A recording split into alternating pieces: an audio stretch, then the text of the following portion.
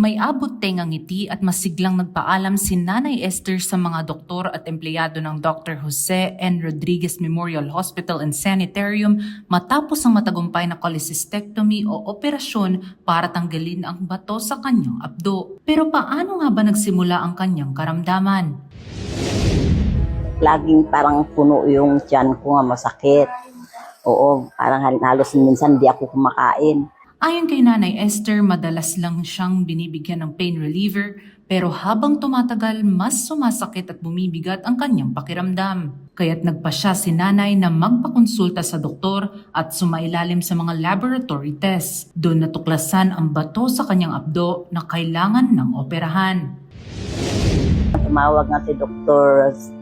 Sien nga isingit na raw ako kasi pataas na daw ang edad ko. Kaya si nanay, isingit na natin, maganda na kayo. Answered prayer ka, sabi gano'n, dumating na yung tawag sa'yo. Laking ginawa ni Nanay Esther at ng kanyang anak na si Jacqueline nang malaman nilang wala na silang babayaran na hospital bill dahil sa zero balance billing program ng pamahalaan.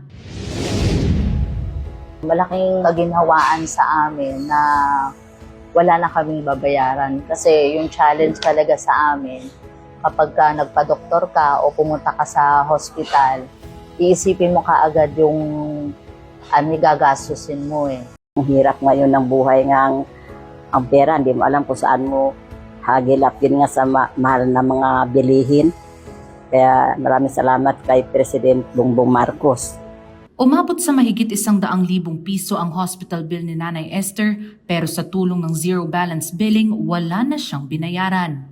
Isa si Nanay Esther sa mahigit 6,000 pasyenteng nakinabang sa programa sa Dr. Jose N. Rodriguez Memorial Hospital and Sanitarium mula nang ito'y ipinatupad ni Pangulong Ferdinand R. Marcos Jr.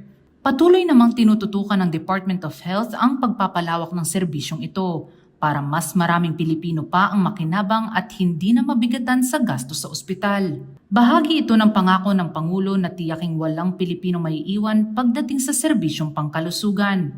Isang patunay na isa sa hangarin ng zero balance billing na sa bagong Pilipinas at sa pamumuno ni PBBM, bawat buhay mahalaga. Nauuna sa mga balitang totoo at laging bago. Sofia Potenciano, Alauna sa Balita, Congress TV.